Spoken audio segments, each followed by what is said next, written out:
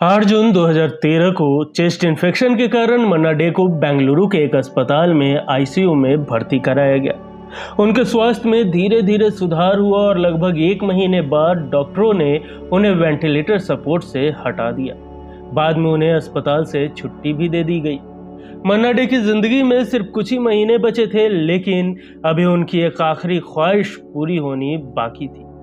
मन्ना day अपनी एक ख्वाहिश अपनी आखिरी सांस तक पूरी करना ही चाहते थे। हालांकि संगीत की दुनिया के इस नायाब हीरे की आखिरी इच्छा अधूरी रह गई। अक्टूबर 2013 के पहले सप्ताह में मन्ना डे को फिर से अस्पताल में भर्ती कराया गया और 24 अक्टूबर को 94 साल की उम्र में कार्डियक अरेस्ट से उनकी मौत हो गई। आखिर क्या थी इनकी ये आखिरी ख्वाहिश? क्या है इनके पत्नी प्रेम की दास्तां? क्या है मन्ना डे के बचपन की कहानी? क्या है मन्ना डे और महात्मा गांधी का वो अनोखा किस्सा? कैसे स्पेशलिस्ट होना इनके लिए वरदान नहीं श्राप साबित हुआ? क्यों और कैसे बना था इनके गायकी का मजाक? क्या है पंडित भीमसेन जोशी जैसे महान शास्त्रीय संगीतकार को हराने की कहानी? कैसे जेल जाने वाले थे मन्ना डे? जानेंगे इस महान गायक की जिंदगी से जुड़ी और भी कई गहरे राज। आप बने रहे हमारे साथ। नमस्कार, आप देख रहे हैं की मीडिया। दोस्तों, मन्ना डे वो थे जिन्होंने इंडियन सिनेमा में संगीत का एक नया अध्याय जोड़ा था। पद्मश्री, पद्म भूषण और दादा साहेब फाल्के अवार्ड से नवाजे गए मन्ना दा। 5 दशक के करियर में मन्ना दा ने कई उतार चढ़ाव देखे, लेकिन संगीत की दुनिया में आज भी मन्ना डे से मंझा हुआ कलाकार कोई नहीं। और आज के एपिसोड में हम इस मंझे हुए कलाकार के उन अनसुने किस्सों की चर्चा कर रहे हैं जिसे शायद ही आपने सुना हो। तो चलिए शुरू करते हैं आज के किस्सों का सफर। लेकिन उससे पहले अगर अभी तक आपने इस चैनल को सब्सक्राइब नहीं किया है तो प्लीज सब्सक्राइब कर ले।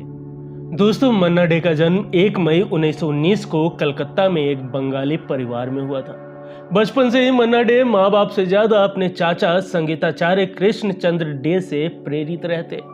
उनके चाचा शास्त्रीय संगीत में पारंगत थे और इसी वजह से मन्ना डे का भी झुकाव संगीत की तरफ बचपन से था।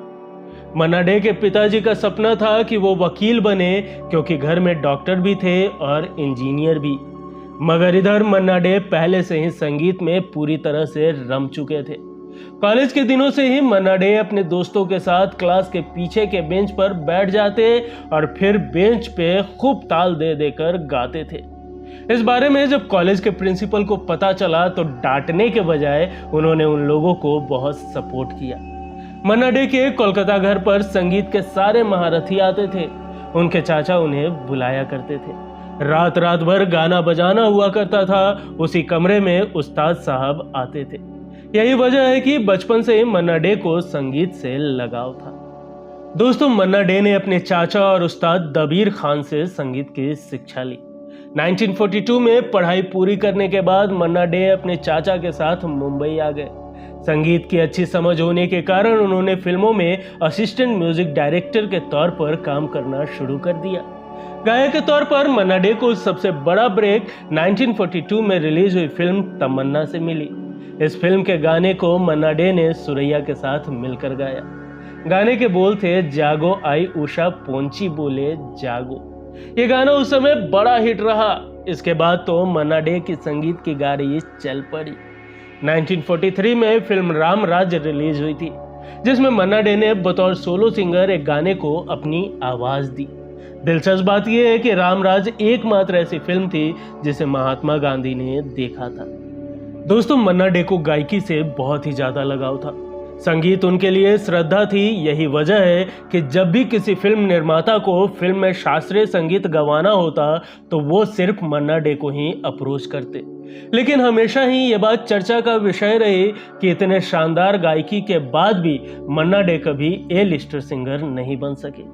दौर ऐसा भी था कि रफी, किशोर और मुकेश जैसे लेजेंडरी सिंगर की भी पहली पसंद मन्ना डे ही थे।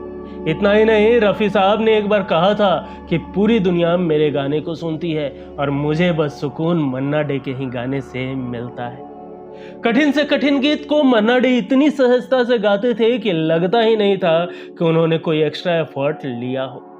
शास्त्रीय संगीत में पारंगत होने के कारण ही मन्ना डे भी टाइपकास्ट का शिकार हुए और उनकी गायकी भी शास्त्रीय संगीत तक सिमट कर रह गई। इसी वजह से हल्के फुल्के गानों के लिए उन्हें कंसीडर करना ही बंद कर दिया गया, जबकि उनका गाया गाना ऐ भाई जरा देख के चलो ये चार्ट बस्टर और बम्पर हिट रही थी। मन्ना डे सिर्फ टाइपकास्ट का ही शिकार नहीं हुए थे, बल्कि ऐसा भी दौर रहा था जब उनकी गायकी का भी अपमान किया गया। किस्सा फिल्म चोरी चोरी के गीत ये रात भीगी भीगी का है। इस गीत के लिए फिल्म निर्माता एवी मैप्पन चेट्टियार लता मंगेशकर के साथ मुकेश की आवाज चाहते थे। वो खास तौर पर इस गीत की रिकॉर्डिंग के लिए मद्रास से मुंबई आए थे।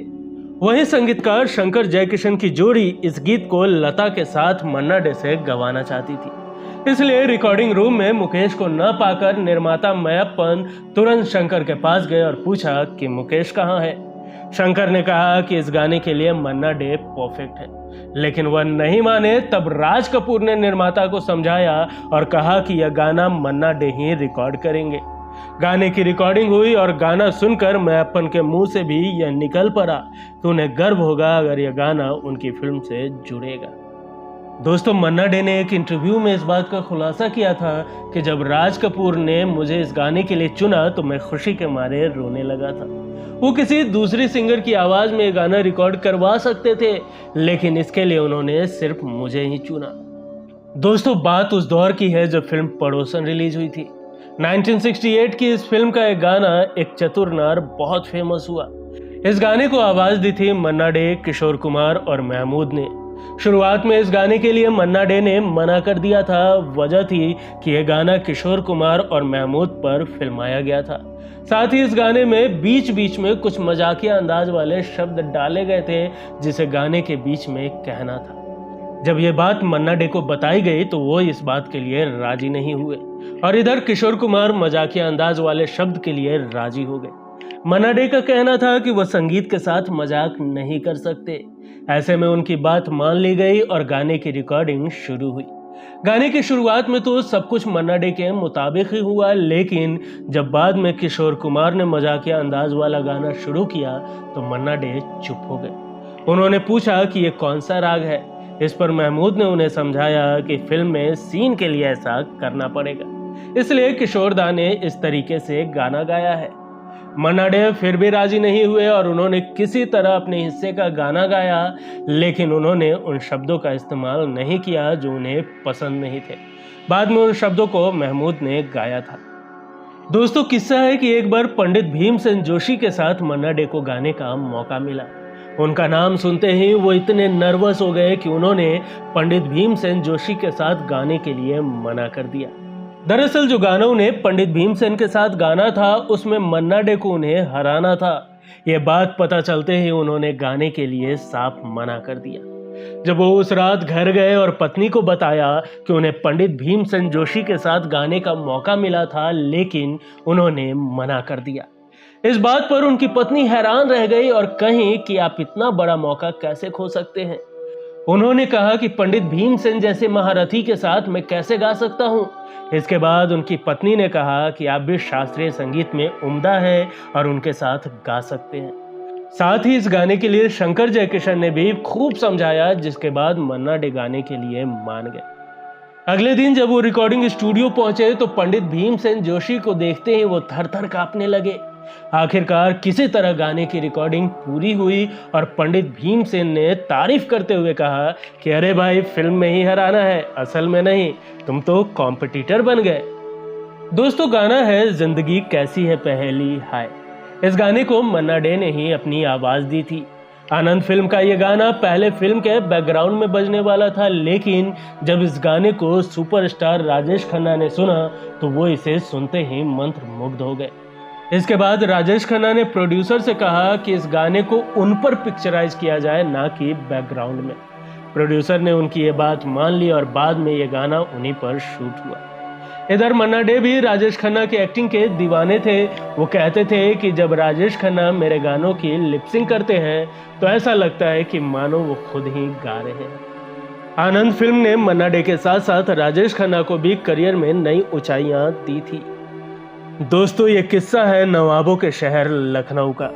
शहर के चारबाग स्टेशन पर एक संगीत समारोह का आयोजन होना था, जिसमें मन्ना डे, टुनटुन जैसी हस्तियां शामिल होने वाली थी। इस शो के जमकर टिकट भी बिके। जब एक तरफ वक्त आया आयोजन शुरू होने का, तो वहीं दूसरी तरफ आयोजक ही रफू चक्कर हो गए। जब ये बात लोगों को पता चली तो वो इस बात से बहुत नाराज हुए और मन्ना डे पर शिकायत दर्ज करा दी। साथ ही उन्हें जेल भेजे जाने की डिमांड की गई। हालांकि कुछ समय बाद वो भागे हुए कार्यकर्ता पकड़ लिए गए और मन्ना डे को राहत मिली। सिंगिंग करियर में मन्ना डे ने कई भाषाओं में बेमिसाल गाने गाए हैं, लेकिन 90 के दशक में उन्होंने म्यूजिक इंडस्ट्री से पूरी तरह से दूरी बना ली थी। साल 1991 में आई फिल्म प्रहार के गाने हमारी मुट्ठी में इस गाने को उन्होंने अंतिम बार अपनी आवाज दी थी। फिर मन्ना डे बीमार रहने लगे और 24 अक्टूबर 2013 को 94 साल की उम्र में कार्डियक अरेस्ट से उनका निधन हो गया। दोस्तों, मन्ना डे का सपना था कि वो दिवंगत पत्नी सुलोचना की याद में एक प्रेम गीत रिकॉर्ड कर सके। उनके एक करीबी ने बताया था कि मन्ना डे अपनी आखिरी सांस तक गाना चाहते थे। वो खराब स्वास्थ्य के बावजूद लंबे समय के बाद फिर से गाने के लिए उत्सुक थे। वो जिंदगी का आखिरी गाना पत्नी को समर्पित करना चाहते थे। हालांकि संगीत की दुनिया के इस नायाब हीरे की आखिरी इच्छा अधूरी ही रह गई और ये महान गायक अपनी अधूरी इच्छा के साथ ही इस दुनिया को अलविदा कह गया। दोस्तों, इश्क में जब ख्वाहिशें अधूरी रह जाती है तो शायद मरने के बाद भी चैन नहीं मिल पाता। काश मन्ना डे साहब की ये ख्वाहिश पूरी हो जाती। ख्वाहिश कुछ ऐसी थी दिल की जिसने इस नाकाम शरीर को भी जिंदा रखा था। जब ख्वाहिशें मरी तो मैं भी मर गया। दोस्तों, मन्ना डे का कौन सा गाना आज भी आपके दिल के करीब है, हमें कमेंट कर जरूर बताएं। दोस्तों, अगर आज का ये एपिसोड पसंद आया हो तो एक लाइक जरूर करें। मिलेंगे अगले एपिसोड में फिर किसी दिलचस्प किस्सों के साथ। तब तक के लिए नमस्कार।